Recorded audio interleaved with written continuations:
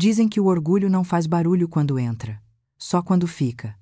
Na casa onde tudo cheirava a livros caros e verniz novo, a sogra aprendeu cedo a falar através do brilho dos outros. Era a esposa do professor brilhante.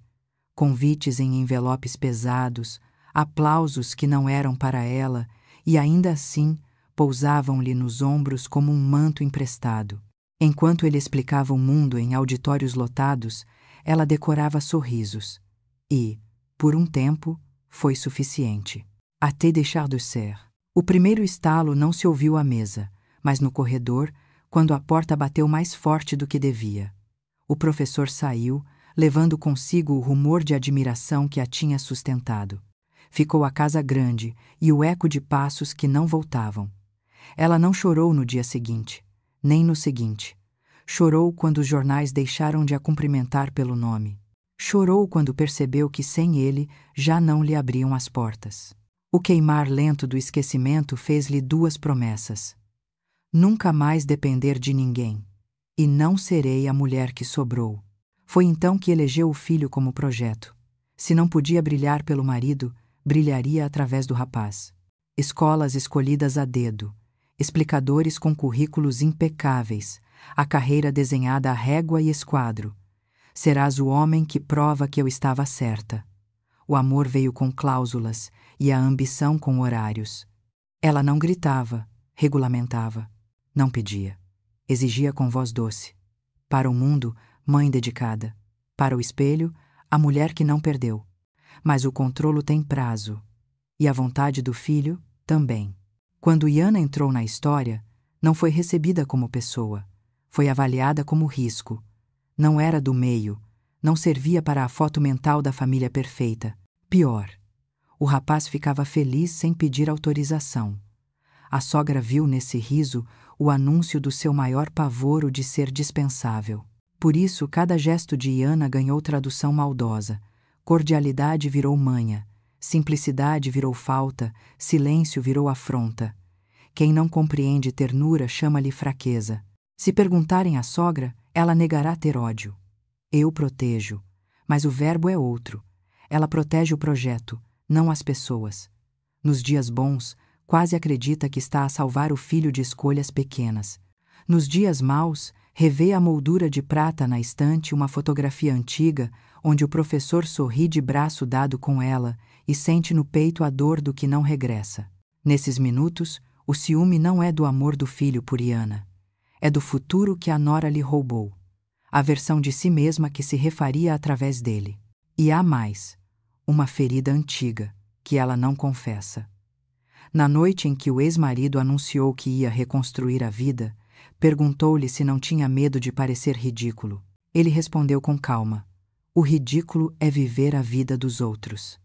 A frase ficou-lhe presa na garganta como um espinho. Desde então, cada felicidade alheia é afronta, cada liberdade é provocação. O mundo seguiu sem ela. E isso é uma humilhação que não perdoa. Iana percebe isto aos poucos, como quem descobre rachaduras numa parede aparentemente perfeita. Primeiro, o olhar que mede. Depois, a pergunta que fere, mas vem coberta de açúcar. Tens a certeza de que é suficiente para o meu filho? Por fim, as regras. O que vestir, como falar, onde sentar. Nada é inocente. Tudo é fronteira. Há, porém, um detalhe que a sogra não calcula. A dor também educa. Iana aprende a reconhecer o truque do sorriso polido e a notar as pequenas violências que cabem num guardanapo dobrado. Aprende a estar de pé por dentro, mesmo sentada à mesa. E no meio da tempestade que a outra alimenta, descobre em si uma coragem que não tinha nome. É com essa coragem silenciosa que Iana aceita o próximo convite. Uma noite só de mulheres, diz a sogra, como quem oferece chá, mas a chávena vem com data e lugar escolhidos para a humilhação. Iana, desta vez, leva na mala algo mais do que boa vontade, memória, limites e uma decisão, porque algumas histórias não se endireitam a falar baixo. E o primeiro jantar será a prova. O convite veio polido, como um garfo de prata, jantar em família, num lugar especial. O restaurante tinha aquela elegância silenciosa que encena felicidade lustres baixos, mesas em ilhas, um pianista desenhando notas que não pediam licença. E Ana chegou antes da hora, ensaiando sorrisos de segurança mínima, e guardou no casaco a dúvida que a acompanhava desde a infância. Eu pertenço? A sogra veio depois, num perfume que parecia a assinatura de poder. Cumprimentou com beijos leves, como quem carimba a presença, e apresentou parentes como títulos honorários. O tio que, a prima que. Tudo nela era geografia de domínio. Ainda assim, por alguns minutos, a encenação funcionou. Taças se tocaram, talheres rimaram e a conversa avançou numa superfície lisa. E Ana respirou talvez por uma noite houvesse trégua. Foi quando o telemóvel de Yuri vibrou com uma insistência que não combinava com o piano. Ele olhou para o ecrã. O rosto fechou um tom. E o pedido de desculpa veio rápido, corporativo, fatal. Chamaram do trabalho. É sério. Eu volto o mais cedo que conseguir. Beijou a testa de Iana e levantou-se. A sogra inclinou a cabeça com doçura com estatuto provisório e disse: Vai, filho, deixa conosco. A cadeira dele mal tinha parado de oscilar e Iana sentiu a temperatura da mesa cair. Não foi uma palavra, foi o ar. Parentes que falavam, agora observavam. A sogra alisou o guardanapo como quem recomeça um jogo e fitou Iana com piedade que corta. Como estás a aguentar, querida? Sabe, trabalhar tanto destrói qualquer casamento. Disse-o sorrindo, mas o sorriso vinha com sutura. Iana pensou em ignorar, mas a coragem também se treina no silêncio. Estamos bem, respondeu. Trabalhamos os dois e escolhemos ficar. A sogra assentiu, sem escutar. À volta, pequenas perguntas espinhos surgiram. E os teus pais? Vivem de quê? Já visitaste mesmo aqueles sítios que disseste? Essa bolsa foi presente? As palavras eram moscas. Não mordem, mas exaurem. A comida chegou. Pratos como fotografias, o garçom descreveu ingredientes como se fossem destinos caros. Iana tentou provar alguma coisa e não sentiu sabor, o paladar abandona antes do orgulho. Foi então que a sogra pousou o talher e, num gesto quase terno, disse: Sabes, há 3 regras básicas à mesa: não apontar, não falar alto e não confundir lugar. A frase vinha sem destinatário explícito, mas tinha endereço. O golpe final foi silencioso. Depois da sobremesa que Iana nem tocou a sogra, levantou-se com elegância de despedida. Preciso ir. Amanhã cedo tenho um compromisso. Foi ótimo. Abraçou-se aos parentes, ronda rápida, e parou em frente de Iana por um segundo a mais. Obrigada por tudo. Tudo. A palavra ficou a arder. Quando o garçom trouxe a conta, ninguém estranhou que pousasse o talão perto dela. Nem sequer houve teatro. Só o papel, o valor, o olhar discreto de quem assiste a uma cena repetida, e Ana segurou a carteira como quem segura um princípio. Se pagasse, seria por si para sair inteira, não para comprar aprovação. Passou o cartão, ouviu o bip que confirma e sentencia, e foi assim que entendeu. Algumas famílias não querem partilhar a mesa, querem partilhar a humilhação. Na rua, a noite estava úmida. A cidade continuava o seu rumor de vidas que não conheciam a dela. Iana caminhou sem pressa, como quem recolhe estilhaços. A chamada de Yuri, o sorriso da sogra, a conta como veredicto. Choveu de leve. A água tem o dom de explicar certas tristezas. Entre uma esquina e outra, ela fez um pacto pequeno e violento. Esta foi a última vez. Em casa, o telemóvel vibrava fora de ritmo. Mensagens de Yuri. Chego em breve. Desculpa. Estás bem? Atende. Iana respondeu com cuidado. Estou. Depois falamos. Não queria derramar sobre ele a raiva que não era dele. Há dores que não se dividem. São musculação de alma. Tomou um banho, vestiu uma camisola antiga que guardava a memória de dias simples e escreveu num caderno 3 linhas que não queria esquecer. Não é sobre dinheiro. É sobre fronteiras. E respeito. Quando Yuri entrou, cansado, culpado, ela escolheu não gritar. Contou os factos. Deu espaço ao silêncio. Ele escutou, e o rosto dele foi aprendendo uma dureza nova, a dureza de quem percebe tarde demais o peso que a mulher carrega. Eu resolvo, disse, num juramento que os homens fazem quando amam e falham. E Ana assentiu com gratidão e reserva. O amor precisava de gestos, mas também de estratégia. Na manhã seguinte, o pedido de desculpa da sogra chegou num texto impecável.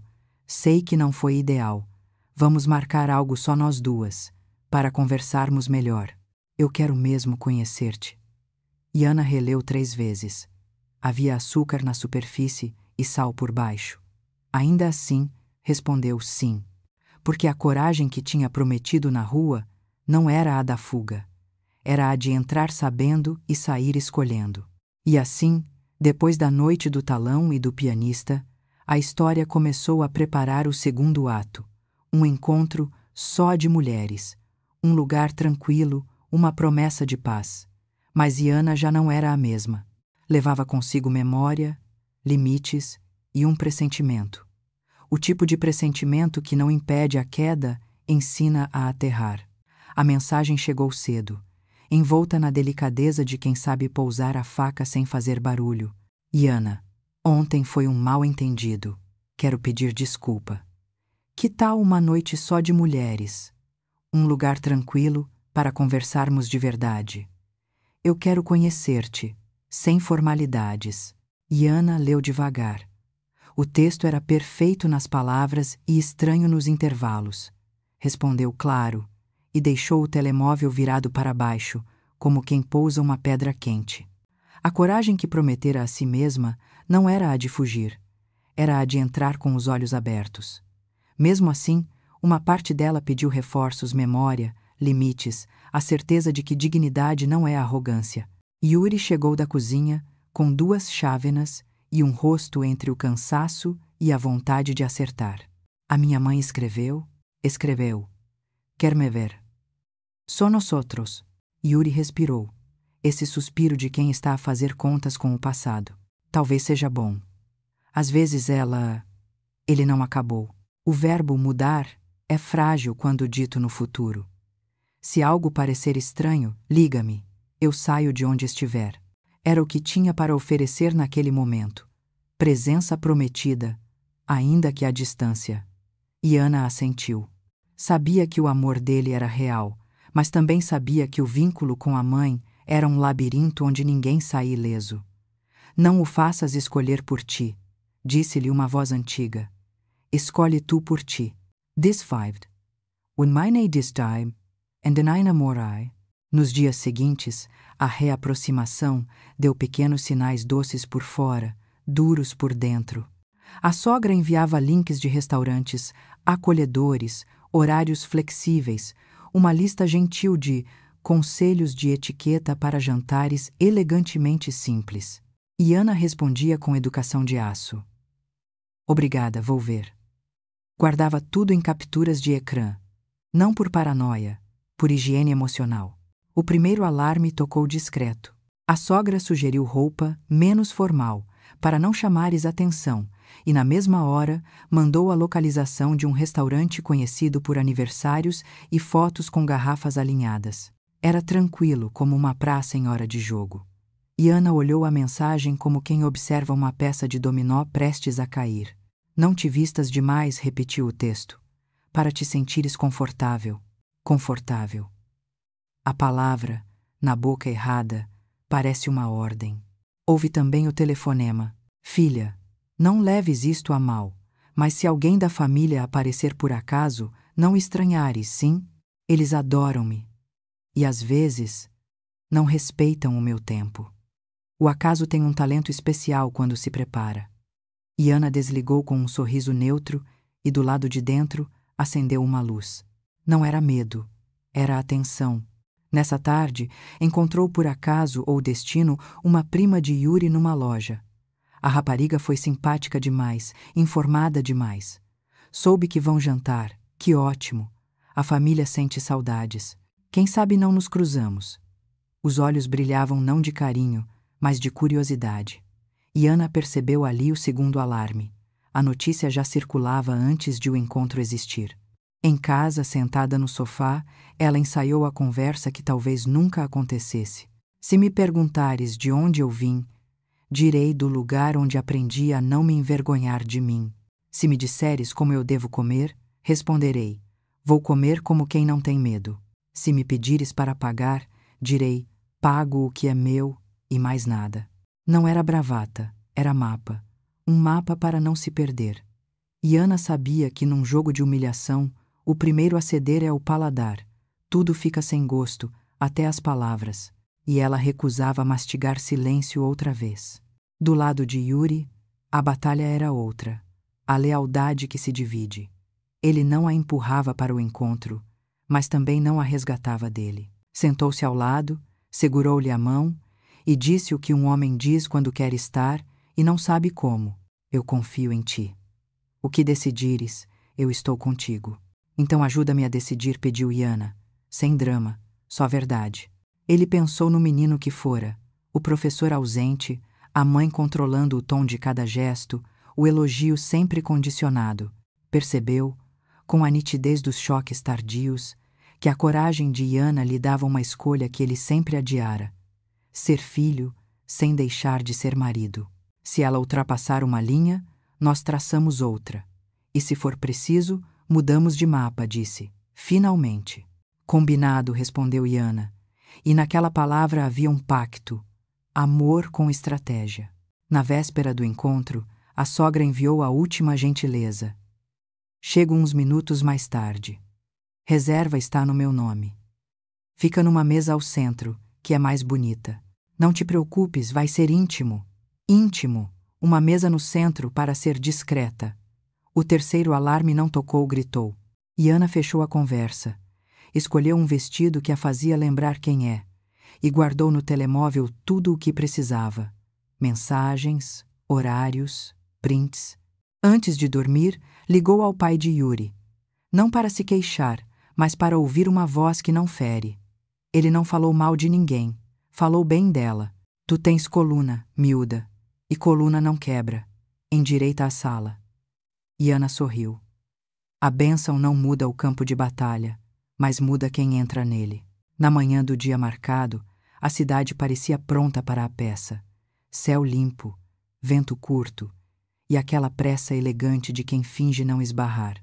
Iana saiu de casa com passos de quem sabe que paz pode ser um cenário. O convite dizia: tranquilo, só nós duas, para nos conhecermos de verdade. Ela ia sim para se dar a conhecer, mas a si mesma primeiro. Porque há reaproximações que são pontes, e há as que são armadilhas com corrimão polido. Iana já não confundia brilho com bondade. Levava na mala um espelho que não mentia e a decisão que faltava na noite do primeiro jantar. A porta do restaurante abrir-se ia em breve, com sorrisos profissionais e mesas centrais. E do outro lado, talvez não estivesse apenas a sogra. Mas isso é para o próximo capítulo, quando a noite de mulheres revela a plateia inteira e a emboscada encontra a mulher errada para humilhar. O restaurante parecia um palco. Luz morna, copos alinhados como joias e uma mesa central bonita demais para ser íntima. Iana chegou na hora combinada e reconheceu, ao primeiro olhar, a mentira bem posta. A sogra já estava ali e não estava só.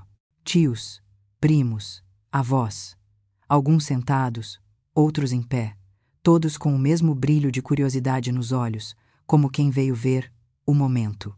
O só de mulheres morreu antes do aperto de mão. Que querida, chegaste, disse a sogra, estendendo os braços. O perfume do abraço não escondia a vitória antecipada. Senta aqui, no meio, para todos te verem bem. Verem quem? Pensou Iana, mas sentou-se. Não por obediência, por cálculo. Quem se levanta cedo demais vira a cena. Quem espera o golpe, escolhe o contra-ataque. Os primeiros minutos vieram em pequenas farpas de açúcar. Estás linda, simples, como convém, disse a tia. E essa bolsa, tão honesta, completou a prima, sorrindo para o telemóvel como quem registra, não como quem admira. O garçom recitou pratos. Ninguém só comia, avaliava. A sogra tomou a palavra com a serenidade de quem dirige trânsito. Vamos fazer disto uma noite agradável. Iana, lembra das 3 regrinhas? Não apontar, não falar alto, não confundir o seu lugar, risos brandos. A palavra lugar pousou na mesa como um peso de papel. Iana fixou a respiração, uma âncora no meio do teatro. Era estranho como o corpo aprende a distinguir insulto de conselho. O primeiro arrepia, o segundo ensina. Aquilo era insulto com verniz. Vieram as entradas, vieram os olhares, veio o brinde, a família. A cada gole, a mesa cerrava fileiras. Iana reconheceu o ritual da exclusão. Perguntas que parecem interesse. E os teus pais? Comparações que parecem elogio. És tão discreta. Quase não se nota que estás aqui. A cada frase, um risco no chão. A cada risco, um passo para trás, se ela permitisse. Foi então que a sogra ajeitou a cadeira, ergueu o queixo e soltou o gesto que todos esperavam. Levantou-se com a leveza de quem só vai ao toalete, pegou na carteira com destreza e pousou-a dentro da mala. Volto já, queridos. E Iana, obrigada por... Tudo disse, repetindo o veneno da noite anterior com dose dobrada. O garçom apareceu com o talão, compassivo, quase cúmplice. A conta pousou diante de Iana como uma sentença antiga. Um segundo de silêncio alongou-se até virar humilhação programada. O teste, o riso contido, a máquina pronta para triturar a dignidade simples da nora. Dessa vez, foi o coração de Iana que se levantou. Ela endireitou o tronco não para crescer, mas para caber inteira dentro de si. Puxou o telemóvel, abriu a conversa com a sogra e, com a voz limpa, chamou o garçom primeiro. Desculpe, pode verificar algo para mim? Disse, mostrando a reserva no nome da sogra, as mensagens com o convite, o só nós duas, o mesa central, o não te vistas demais, virou o ecrã para a mesa. Vocês receberam o mesmo convite, não foi? Eu convido, repetiu, olhando em volta um rosto de cada vez. Eu guardei. O que é meu, eu guardo. Uma prima tentou rir, mas o som saiu curto. O tio pigarreou. A avó abaixou os olhos. Os olhos de Iana, porém, subiram. Eu paguei no outro jantar, continuou, mansa e firme. Hoje, cada um paga o que é seu. A dignidade também. A sogra voltou à mesa e encontrou uma gravidade diferente no ar. O que aconteceu? Perguntou, já sem perfume na voz. Só honestidade, respondeu Iana, uma palavra que não precisa de plateia. A sogra avançou uma contraofensiva tardia. Que cena, Iana! Isto é desagradável. Estás a expor a família. Não, estou a iluminar a nota. Iana tocou o talão com um dedo. E a pôr luz nas regras. Ninguém humilha quem se recorda de si. No fundo do salão, a prima ainda filmava ou tremia. Iana ergueu o queixo, não para atacar, mas para respirar melhor. Guardou o telemóvel, entregou o talão ao garçom e concluiu, com calma, que não suplicava nada. E já que falamos de família, o teu ex-marido convidou-nos para passar uns dias com ele. Vamos aceitar. Onde há respeito, há descanso. A palavra ex-marido entrou na sogra como a verdade que ela mais teme, a de que o passado seguiu sem pedir licença. Ela tentou repor a máscara, mas a máscara escorregou. Quem vive de controlar não sabe o que fazer quando alguém diz basta sem gritar. Iana levantou-se. O corte do guardanapo ao sair do colo soou como ponto final. Não havia raiva nas mãos, havia decisão. Olhou uma última vez para a mesa, não por rancor, mas por memória. Lembraria as faces, não para odiar, mas para não voltar atrás. Ao cruzar a porta, a noite parecia outra. A mesma rua, menos medo. O mundo lá fora não aplaude quando escolhemos por nós, mas o peito aplaude. E por vezes é suficiente. Lá dentro ficou a conta, os olhares sem roteiro e uma sogra sem palco. Do lado de fora começou a nascer o depois. A conversa difícil com Yuri, as linhas que se traçam para não se sangrar mais, A viagem que promete um ar menos pesado, porque toda virada pede consequência. E o silêncio do dia seguinte decide quem amadurece e quem repete. Na manhã seguinte, a casa acordou antes das palavras. Havia um tipo de paz que não era trégua, era cansaço. E Ana passou a mão pela mesa da cozinha, como quem confere se o chão voltou ao lugar. A noite anterior ainda estava ali, no espaço onde dobrara o guardanapo, na memória do talão pousado como sentença, no modo como o próprio corpo parecia andar mais direito por dentro. Yuri chegou com o rosto de quem dormiu pouco e pensou muito. Não trouxe flores, trouxe escuta. Conta-me tudo, sem cortes. E Ana contou. Não aumentou nada, não retirou nada. Repetiu as frases como quem as lava em água fria. O só de mulheres, a mesa ao centro, os olhos de plateia, a conta. E no centro da narrativa, colocou o que realmente importava: a escolha. Desta vez, eu escolhi. Não me comprei de volta. Yuri ouviu em silêncio. O silêncio que os homens aprendem quando param de se defender e começam a compreender. Ao final, a culpa tentou falar, e ele não deixou. Isto não volta a acontecer. Não prometas o que não controlas, respondeu Yana, sem dureza. Promete o que depende de ti. Ele assentiu. O amor, naquele instante, deixou de ser escudo e virou posição. Foi à varanda, telefonou para a mãe. Não discutiu detalhes, estabeleceu limites. Mãe, eu escutei a Yana. Sei o que aconteceu. Exagero, Yuri. Foi um mal-entendido. Estão a fazer uma cena. Não, mãe. A cena aconteceu ontem, no restaurante. Hoje é consequência.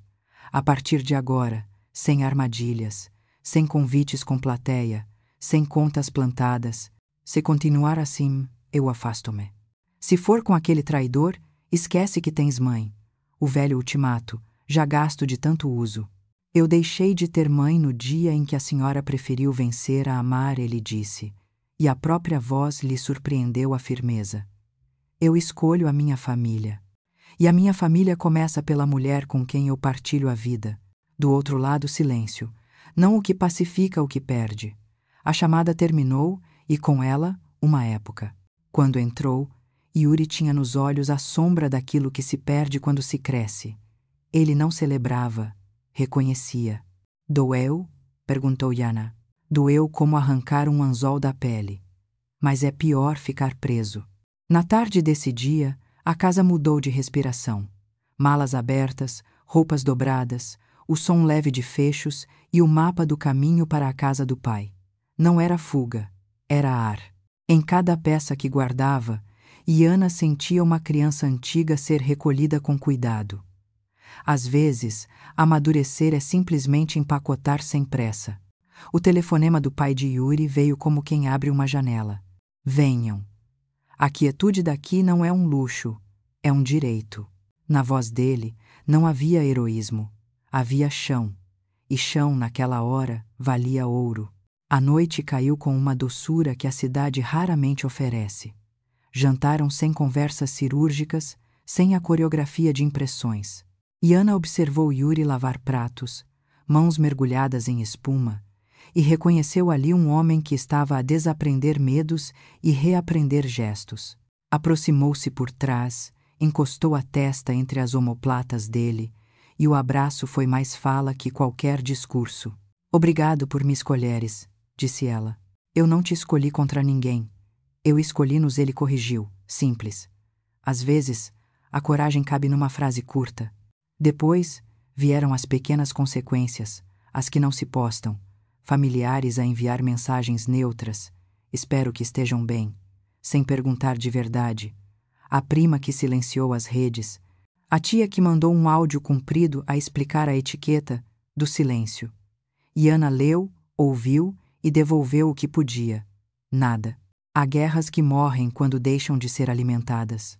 Mas nem tudo doeu. Na manhã do dia da viagem, Yana caminhou pelo mercado do bairro e foi cumprimentada pela senhora das flores. Hoje você está mais alta, disse a vendedora, como quem confunde postura com centímetros. Yana sorriu. Talvez fosse isso. Quando a vergonha sai, o corpo cabe melhor na gente. Na estrada para a casa do pai de Yuri, o mundo parecia mais largo. O rádio dizia banalidades, e essa banalidade era um luxo recente. Pararam para café numa estação simples. Falavam pouco, não por desconforto, por paz. E Ana percebeu que a traição mais funda da sogra não tinha sido a conta, nem a encenação. Tinha sido a tentativa de roubar-lhes a versão mais tranquila de si mesmos. Recuperá-la era a verdadeira vitória. Chegaram ao fim da tarde. O pai abriu a porta com aqueles olhos que não pedem currículo para abraçar. A casa cheirava a pão e madeira antiga. Sobre o aparador, fotografias sem molduras caras, papel que amarrota, vida que não precisa de verniz. Sentaram, comeram, riram de coisas pequenas. O riso não tinha plateia, tinha eco bom. Mais tarde, no quarto de hóspedes, Ana abriu o caderno onde escrevera: "Não é sobre dinheiro, é sobre fronteiras. E respeito", acrescentou. E sobre não explicar a quem já decidiu não entender.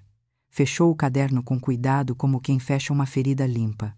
Na cama, antes de adormecer, pensou na sogra. Não desejou castigo. Desejou distância suficiente para o arrependimento caber se algum dia vier. Crescer também é aceitar que alguns pedidos de perdão chegam tarde demais para reconstruir, mas cedo o bastante para libertar. Do lado de fora, o vento passava por entre as árvores como dedos que penteiam um dia novo. Do lado de dentro, Ana sabia que o silêncio da tempestade não era vazio, era espaço. Espaço para plantar regras, para regar escolhas, para colher sossego. E é desse espaço que nasce o que vem a seguir.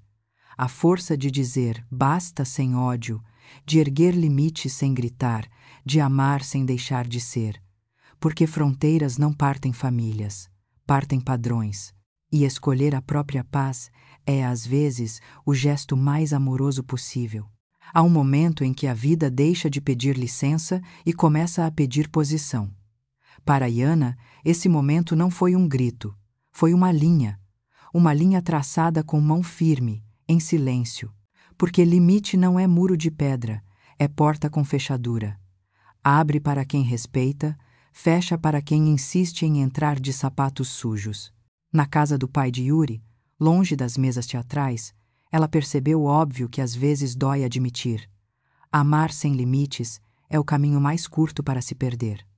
E que ser família não nos dá o direito de atravessar o outro, dá-nos o dever de o considerar. Foi aqui que a coragem dela deixou de ser reação e virou hábito. Não basta apenas quando alguém a humilha, basta também quando tentam redefinir quem ela é. Yuri, por sua vez, amadureceu no verbo certo. Parou de prometer o que não controla. Eu resolvo a minha mãe. E passou a prometer o que podia cumprir. Eu fico ao teu lado quando ela tentar de novo. Este deslocamento pequeno muda histórias inteiras. Porque a lealdade não é o silêncio que protege o agressor. É a voz que protege o vínculo. E o que é colocar limites? Quando a ferida tem o apelido de mãe, tia, família, é isto. E nomear o que aconteceu, sem exagero, sem suavizar, foi humilhação pública. Dar nome ao golpe é começar a estancar o sangue. 2. Dizer o que muda daqui para frente. Concreto, verificável. Não há mais encontros sem clareza, sem convites armadilhados, sem contas plantadas. 3. Aguentar o eco. Porque vai haver silêncio frio, mensagens passivo-agressivas, discursos sobre respeito aos mais velhos. Limite sem paciência vira explosão. Limite com paciência vira estrutura. E Ana não desejou derrota a ninguém. Desejou distância, que é uma forma adulta de esperança. Dá espaço para quem errou perceber a própria mão. Se um pedido de perdão vier, ela saberá escutar. Mas só se vier acompanhado de mudança. Porque perdão sem prática é apenas decoração. No caderno, ela riscou 3 novas linhas não para lembrar a sogra, mas para lembrar-se a si mesma. Eu não devo cordialidade ao abuso. Eu não explico os meus limites a quem já decidiu não entendê-los. Eu escolho a paz antes do aplauso. E talvez este seja o verdadeiro coração desta história. a transformação que não precisa de plateia. O mundo não verá a exata hora em que Iana desaprendeu a pedir desculpa por existir. Mas cada gesto futuro vai carregar esse minuto da maneira como ela entra num restaurante, como pousa um guardanapo, como segura a própria voz sem tremer. É assim que as mulheres mudam o eixo. Primeiro por dentro, depois à mesa. Agora é contigo, que nos vês do outro lado. Se fosses tu, pagarias a conta para evitar conflito, ou levantarias a cabeça e dirias: basta? E mais? Qual foi a linha que precisaste traçar para recuperar o teu respeito e como reagiram quando o fizeste? Conta nos comentários. A tua história pode ser o mapa de alguém. Antes de fechar este capítulo, deixamos a verdade que fica quando o barulho passa. Limites não partem famílias, partem padrões. E quem quebra o padrão, abre caminho para que o amor volte a ser amor sem coleira, sem chantagem, sem plateia. Iana e Yuri ainda vão tropeçar. Todos tropeçam quando aprendem a andar com uma coluna nova. Mas o rumo mudou, e isso ninguém lhes tira. Do outro lado da estrada, há um verão à espera, uma mesa sem armadilhas, um riso que não pede permissão. E há também a possibilidade de uma visita inesperada, porque velhos hábitos não desistem de um dia para o outro. Se a sogra aparecer nas férias com flores na mão e câmaras no bolso, Iana já sabe. A porta tem fechadura, e a chave está do lado de dentro.